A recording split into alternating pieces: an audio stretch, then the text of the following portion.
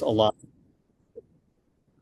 We focus a lot on cancer therapy. So nuclear medicine is an exciting job, and lately, especially, there's been a real increase in a specialty or a subspecialty called theranostics.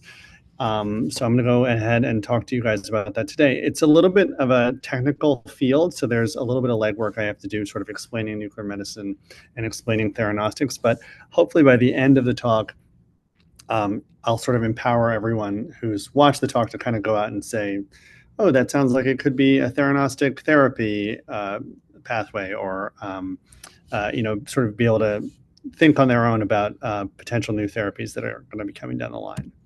Okay, so this is a bit of a busy slide. I'm just giving you an outline. I'm going to tell you what nuclear medicine is. I'm going to tell you about theranostics.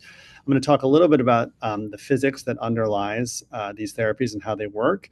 I'm going to talk about where we are right now, and then I'm going to talk about where we're going. And you don't need to, pay attention to the specific sub-labeling. I'm just trying to keep myself honest. So what is nuclear medicine? Nuclear medicine is a field that basically uses radioactive compounds, which we call radio tracers, to visualize specific organs and physiologic processes. So basically, we inject something that's radioactive. And because of the structure of the molecule, there's a radioactive component and there's a physically specific component. These compounds will localize to particular processes or organs, and then the radioactive component will send out a signal that we can capture. So people either eat this stuff or it's injected into them, and it follows the body's natural physiology to reach end organs. Because the radio tracers are radioactive, like I said, they have to decay to get back to a stable state. And so that means they ultimately produce photons, which is just high, it's light, but in this case, it's very high energy light. And it's emitted from inside of the body outwards. And we collect those photons using our specialized cameras, which are SPECT cameras or PET cameras. This is a contrast to normal radiology. Normally in radiology, what most people think of when they think of radiology is an X-ray or a CT. An X-ray sends high energy light through the body to a receiver on the other side. So if you can imagine shining a flashlight at your hand is dense. The spaces between your fingers are not dense. So what's projected onto the screen would be basically the shadow of your hand. That's what traditional radiology is. It's just imaging shadows. This, on the other hand, shoots from the inside out. And so if you imagine we inject a tracer, let's say, that wants to go to your liver, there's going to be a liver-shaped shape made when we project outwards from inside the body onto our specialized cameras. Because we have very sophisticated computers, we can fuse the emission-generated images with those traditional radiology images. So I can take a person, localize some specific organ, and then fuse that image back onto a CT or an MRI, for example, to give very high anatomic detail. And so obviously I can wave my hands a lot, but I should show you some pictures about this, and I will show you in just a moment. So something to keep in mind when we're talking about nuclear medicine, we're always balancing physiology time against radiology time or radiopharmaceutical time. And what that means is the processes in the body don't happen instantaneously. So we need our compounds to decay at an appropriate rate to give us enough time to visualize something. So, for example, the building of bone is a process that happens slowly all the time inside of our bodies. And so the average imaging time is sort of like 2, 3, 4 hours. So if we injected a radio tracer like this compound called rubidium into the body that only has like a 80-second half-life, we'd have to inject such a large dose of it for any of it to be left over at 4 hours that it wouldn't be practical. And so I know this sounds like a lot of boring physics and bookkeeping, but the big moving parts are understand that nuclear medicine is imaging physiology from the inside out, and understand that we're using radiation to accomplish that. And if you kind of hold those things in your mind, then you're already 90% of the way there. Okay, so this is just a schematic of what we're doing in nuclear medicine. So hopefully you guys can see my arrow. The first empty person over here on the left is just our patient walking in with no radioactivity inside of them. We inject them or they eat something.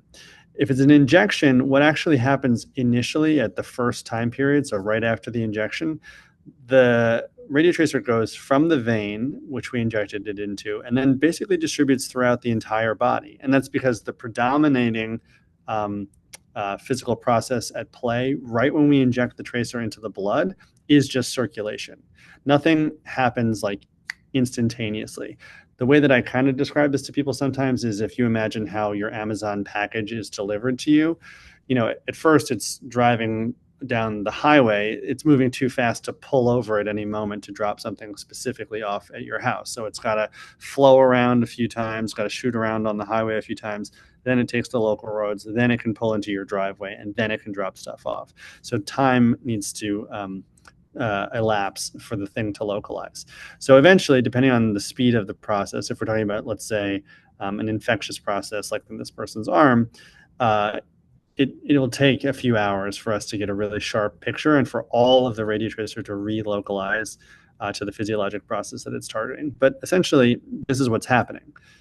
You come in with nothing in you, we inject or you eat something, and then after some time, usually hours has elapsed, we're able to see the localizing radiation, and that will make a picture for us. So this is an example of just that kind of thing.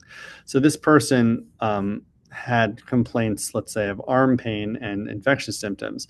When we initially inject into them, the images are incredibly grainy and low resolution because all of this radiation is just flowing around, veins, arteries, capillaries, and a little bit in the soft tissue. After a few minutes, the physiology of the person is able to start to extract the tracer, which in this case is localizing to bone creation, from the bloodstream, but it's still kind of halfway in between. So there's some soft tissue showing up. And then finally, after a few hours, the radiotracer is localizing specifically to bone. And you can see, this is the person's humerus right here. This is their ulna. This is their radius. And when you compare one side to the other, you can see that definitely there's abnormal bone deposition going on in this person's arm. So another comparison image, I promised you that we could fuse images. So in this case, we have a high resolution, which is MRI. We have a relatively low resolution image, which is PET, which again, remember, radiation is coming from inside the body outwards. And so what we do is we can take the emission images, we can fuse them with the MRI images, and then we get to see basically in this case, FDG is measuring activity. It's just sugar. So we're able to see the level of brain activity throughout the brain. And in this case, this person has low activity over here on the left temporal lobe. I know I'm saying it's on the right side of the screen, but this is the patient's left. So in the left temporal lobe here, which means that they probably have an epilepsy site, a seizure focus in that area. Same sort of image, CT, emission images, and then we can fuse it. And in this case, we're localizing a brain tumor. So, okay, so that's nuclear medicine. Just to recapitulate, or just to recap, we're trying to image physiology. We're doing that with radiation coming from inside the body. Time is always at play. So what is theranostics? It's just a combination of the word therapy and diagnostic, and it's a very old concept in medicine, and it's important for us to talk about it now, though, because we've had a bunch of recent really big breakthroughs. So these are buzzwords. I don't expect everyone attending the meeting today to know really any of these, but just to prime your brain, we're talking about things like radioligand therapy, peptide receptor radiotherapy or PRRT, Y90 embolizations, iodine therapy, alpha emitters, beta emitters, Auger electrons, all kinds of things. So, like most of this talk, there are a lot of fancy technical definitions, but it basically boils down to give me a diagnostic pathway where I can see what I'm about to treat, and then I'm treating what I'm seeing. See what you can treat and treat what you can see. And the reason that that's so tightly linked in theranostics is because the structure of the radio compound that we use to identify an aberrant process is almost identical to the structure of the treatment we give in a lot of cases. That's not universally true, but that's the basic underlying concept. And we'll talk about that more in a moment. So this is the most important image in my entire talk. And if you kind of, keep this locked into your brain, I'll show it to you a few more times, but if you can keep it locked into your brain, again, you're going to have a really good understanding of what we're talking about with theranostics. So radionuclide, that could either be something that sends a signal out of the body, or it could be something so radioactive that it will kill cancer cells. You can think of it as a payload. It's either a signal payload or a lethal payload. It's linked using specialized chemistry to a vector which localizes to the cancer cells. In this case, the physiology that we're looking for in nuclear medicine is cancer physiology. That's not always true in nuclear medicine, but the topic of the talk, and obviously what we're particularly interested in today, is novel cancer therapies. So we're looking for the abnormal physiology of cancer cells. So the vector is something very specialized to find the aberrant processes. I will say this picture shows the receptor or the target being on the cancer cell surface. It doesn't have to be. It's just an oversimplification. So this is another very busy slide, but it conveys the kind of combination that we're talking about. So it's theranostics, remember, is therapy and diagnosis. These are a bunch of different compounds that either emit pure diagnostic radiation, which in this case is called gamma emission. These are lower energy photons that are emitted. Or it can be compounds that are both emitting and treating, or compounds that are purely treating. So this is compounds, you don't need to memorize any of these, but these are compounds that purely give diagnostic information. These are compounds that give both diagnostic and therapeutic information, and these are compounds that give purely therapeutic irradiation or radiation emission. So just to give an example, let's say in the extreme case, F18, which is what we use for PET, was going to be in this place right here. That would be purely diagnostic. So we would put our radioactive F18 here, it would localize to cancer, we would figure out where the cancer is, then we could replace that F18 with a compound like lutetium or actinium, and those compounds would go back into the body. Let's say we use lutetium like we do for prostate cancer and neuroendocrine tumors. We would put that here. Because we already know where everything goes with the F18, we would replace it with lutetium, and then it would go in and kill the cancer cell. Okay. So this is just more context for everyone. The most important thing to note about this slide is that not much happened between 1913 and 1992, but a lot has happened since 1992. And that's fortunately the way things are going with a lot of different cancer therapies, including theranostics and radiation therapy, but also immunotherapy and chemotherapy. Just to point out as an interesting fact, the first radioiodine treatment was administered by Saul Hertz in 1941, and iodine, which I'll show you pictures of in a moment, is the most perfect theranostic therapy that exists. This is just more indication of how big theranostics has become in recent years. This is an old slide already. I mean, this slide was probably published before the end of like 2019. So publications basically are continuing to go up. Business investment and expenditure is continuing to go up hugely. It's $14-ish billion already this year, and that is projected to continue to rise.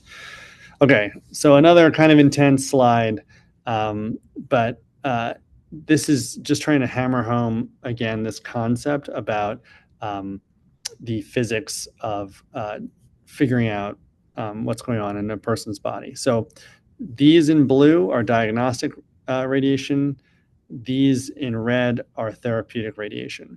Again, you don't need to memorize any of this, but the point to make, or the point I want to convey to you is, because of this slide,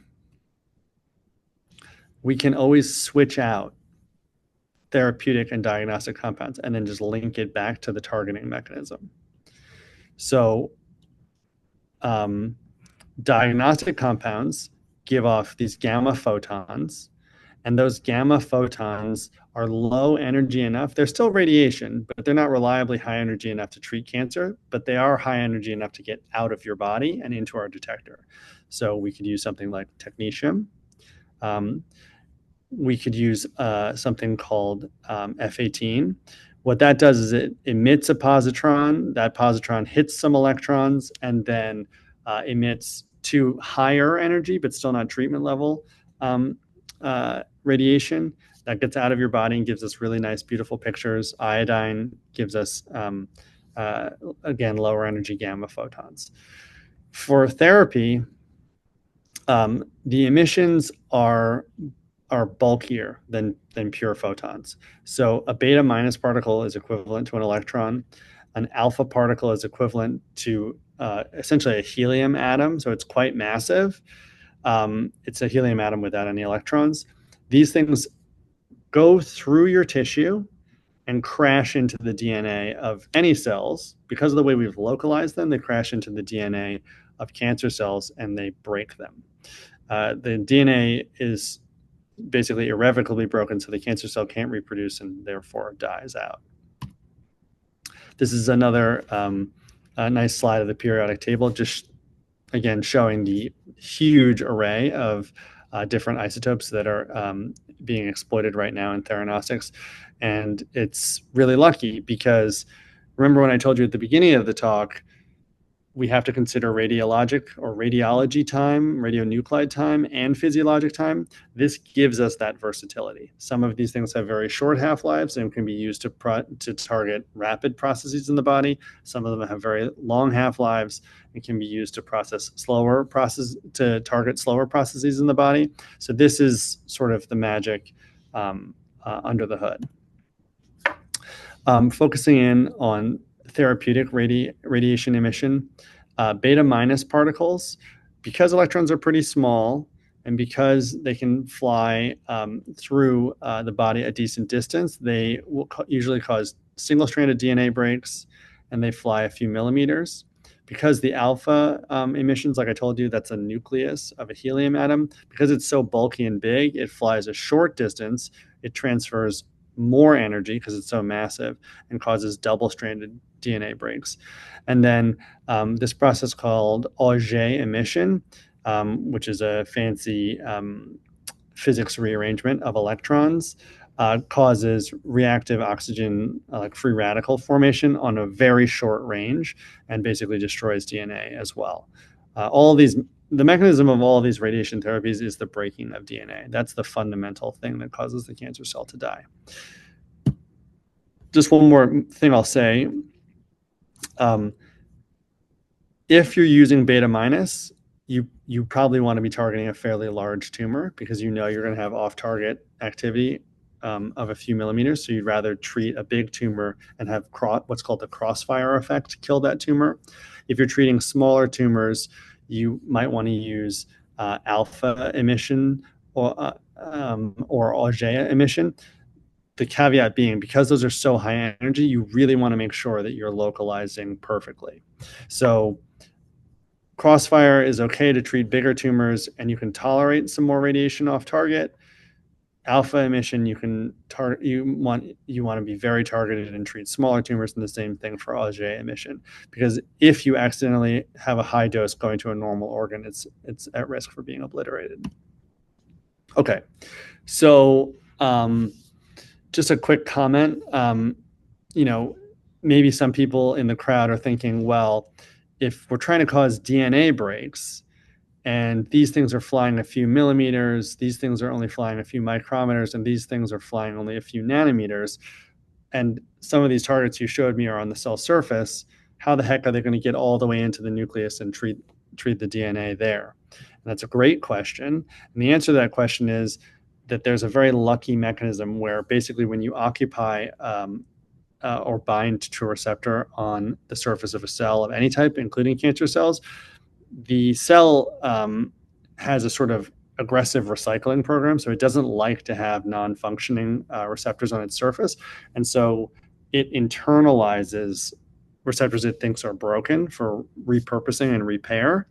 And in so doing brings the receptor into the interior of the cell much closer to the nucleus and where the DNA is.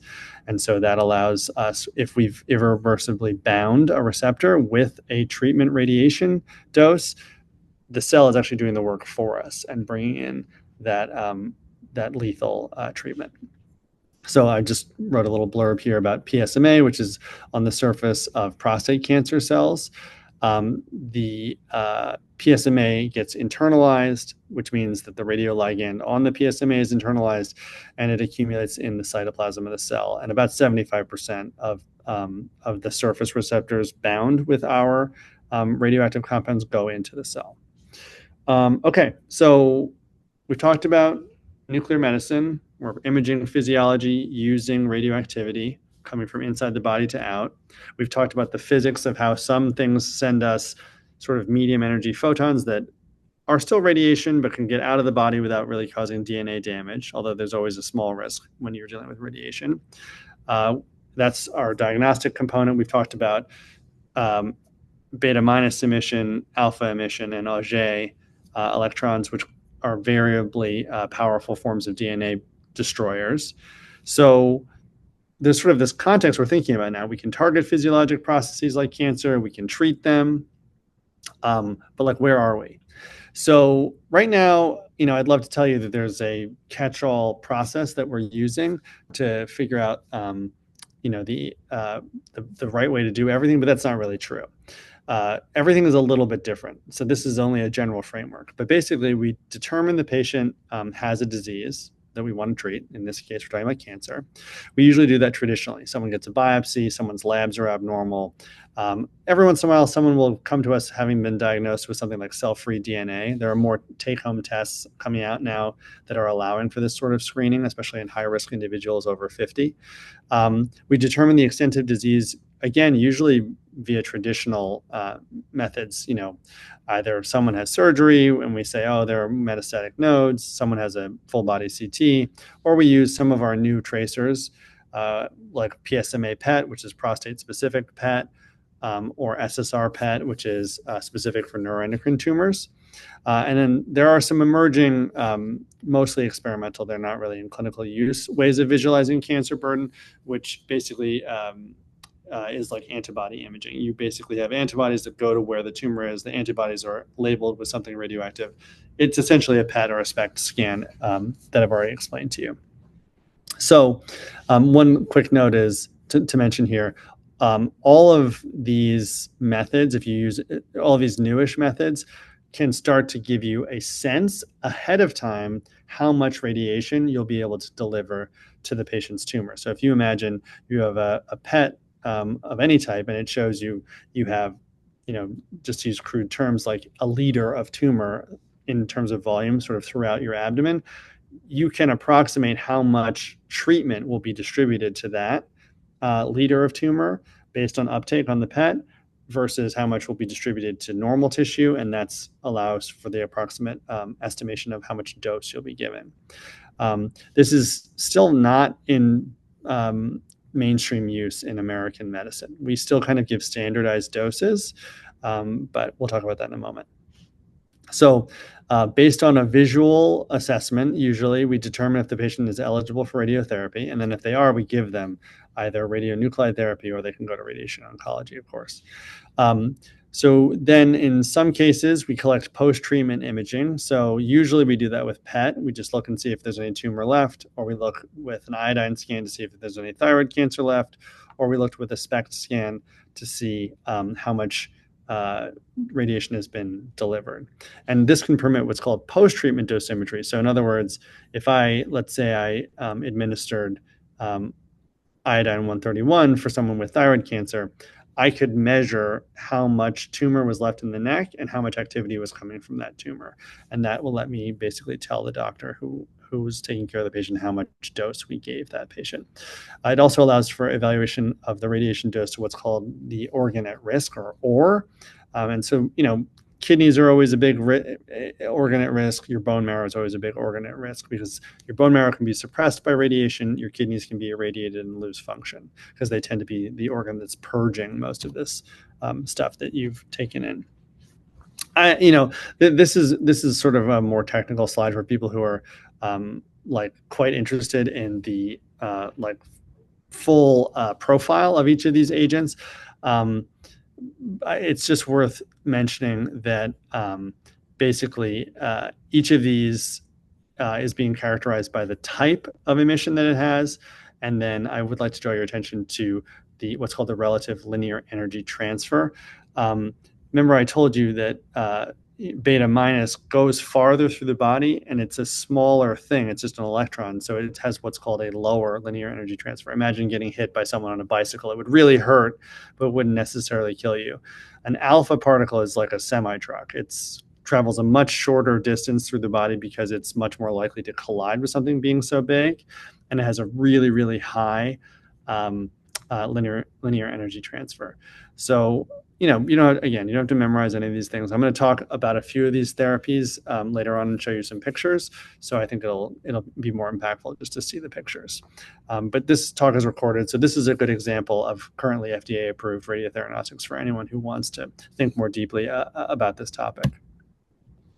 So another comment that I want to make, and I told you there's in the where we are slide, you kind of figure out someone has cancer, you figure out how extensive their cancer is, you see if they're eligible for radiotherapy, and then you give it to them. That's a rough approximation of how things happen, but this slide and this table is just meant to show you that all things are not created equal. I-131 is first line for thyroid cancer, for papillary thyroid cancer. I-131 MIBG is second line for people with pheochromocytoma, paraganglioma, neuroblastoma. Lutetium-177 dotatate is second line for neuroendocrine tumors. Pluvicto is third line for prostate cancer. Y90 is second line for basically intrahepatic tumors. So the point is, each of these things falls in a different place in the treatment paradigm. So we are not to a standardized place. And I'm not even really sure if we want to get to a standardized place.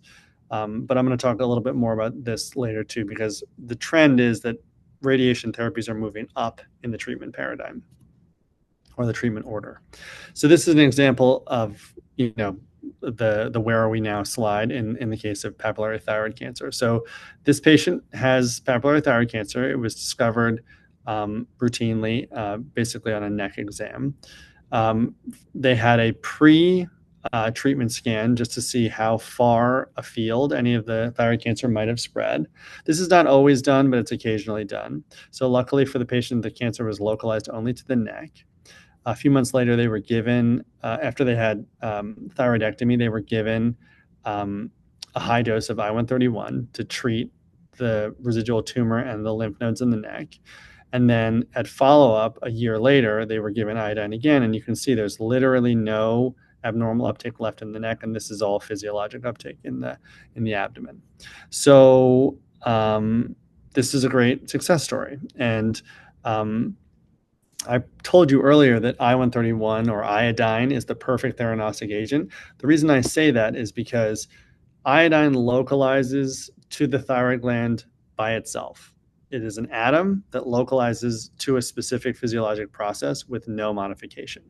So basically, we can give you a type of iodine, I-123, that's radioactive and produces essentially only gamma particles, so just high energy photons. That gives you a nice sharp picture of where the disease might be. Then we replace the isotope I-123 with the treatment isotope I-131, which emits, back to that earlier slide, it emits some gamma, so we can see where it goes, but it also emits a lot of beta minus. And so it destroys the DNA of the cancer. But from a physical and from a physics standpoint, the body doesn't see any elemental or chemical difference between I-131 and I-123. They weigh a different amount.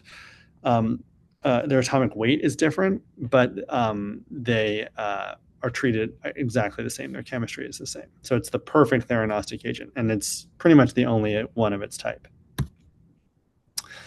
This is another diagnostic pathway just to show you how people are worked up who have liver tumors. So basically what we do is we take technetium, which emits gamma photons. We label it to something called MAA, which is like an albumin, like in eggs.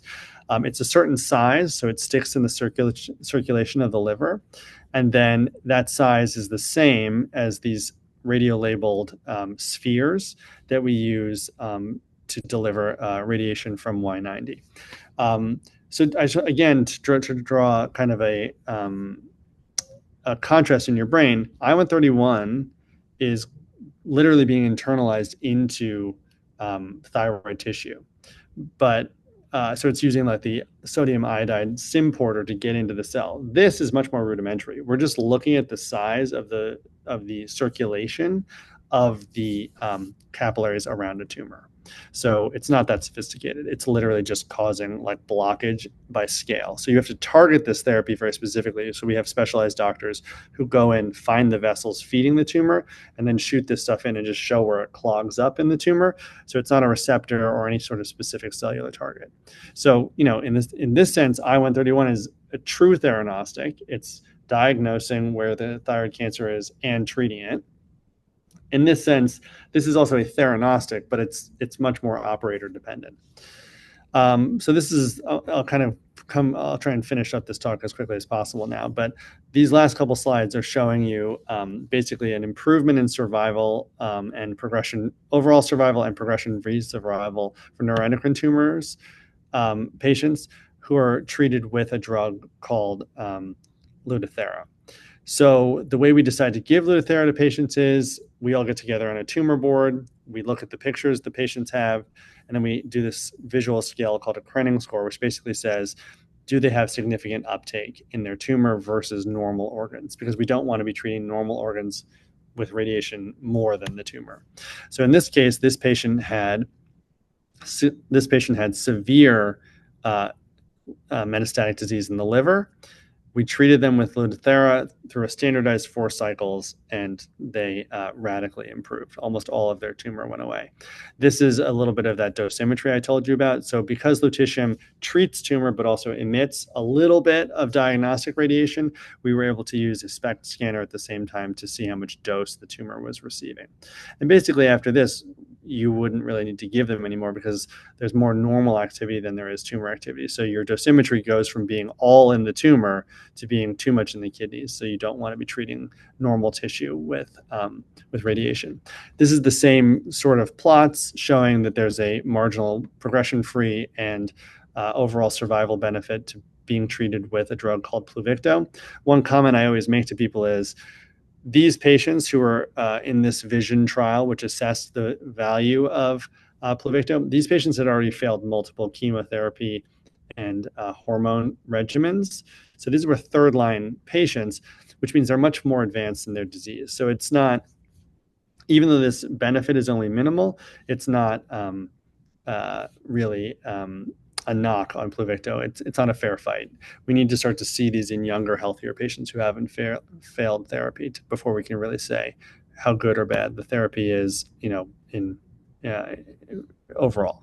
So this is a similar paradigm. We all get together in tumor board. We decide whether or not the patient visually it meets criteria for treatment. We don't use a score as often as we do in neuroendocrine tumors like the Krenning score. The scores do exist, but basically it's a subjective score that says, is the tumor more active than normal tissue? And so we treated this patient, and this was an amazing response that this patient had, where basically all of their tumor went away. Okay, so just to remind you, as we come to the close here of the structure is involved in theranostics, we have radionuclides, which are radioactive. We have linkers, which seem mundane, but I'll talk about in just one second, that they can be more exciting. We have vectors and we have targets. I've talked to you about this as if it's an established thing, which it is, but each of these things is subject to change. We don't have to put radionuclides here. We can put chemotherapies here. We can put nanoparticles that disrupt the function of cells. We don't have to link anything here. We can have this be what's called click chemistry. So you can have everything that targets the cells come in, and then we can administer different components that click on to this linker component at any moment where we can use diagnosis or treatment. The vectors themselves can be very sophisticated. They can be small molecules. They can be antibodies. They can be metabolites, and the targets are always being expanded. Another busy slide, but just trying to profile the targets on cells. I told you I-131 has a specific receptor. dotatate has a hormone receptor. PSMA has a enzyme on the surface of prostate cancer cells. Radium dichloride is incorporated into bone matrix. I-131 MIBG binds to norepinephrine transporters, and Y90 goes into the vasculature of hepatic tumors. I talked to you already about dosimetry. That's something that's coming down the pike. We don't need to go into it in detail. The one thing I will say is that studies have shown that there are different cohorts of patients, and about 50% of people can probably handle more radiation. So if you can handle more radiation, you should probably get it, because more radiation means more dead tumor. We might be getting better at prospectively analyzing the dose we give patients, and that's something on the horizon. We can do something called radionuclide variation, where we give you a mix of different emitters, so beta minus particles of different energy, but maybe even beta minus and alpha particles in a mix, depending on your tumor biology and tumor size. There's also some stuff we're doing where we give you medicine that makes you more radiosensitive and then give you radiation. And so that's coming down the line as well. So yeah, that's all, sort of interesting and exciting combination of immunotherapy, or rather cell pathway therapy and radiation. And then we're radiolabeling antibodies to profile disease. So as I told you, it's a really exciting field. There's a lot going on at each step, and hopefully it's going to yield, massive benefit to our patients going forward. This slide I told you is the most important slide, and this is what we've just really basically talked about. There's going to be variation basically at every single level. Probably the most important thing of this entire process is finding better targets for our cancers. And this is just a slide illustrating all of the various crazy chemistry that we can use to get people to have a better treatment response. Lastly, what I wanted to mention is that theranostics is usually second line or later in diagnosis, and second or third line or later in treatment. But as I hope I've conveyed to you, it's a potent paradigm, and there are ongoing trials basically to move everything earlier up and try and get ahead of people's cancer as early as possible, and basically provide as potent therapy as possible. Okay. Thank you very much.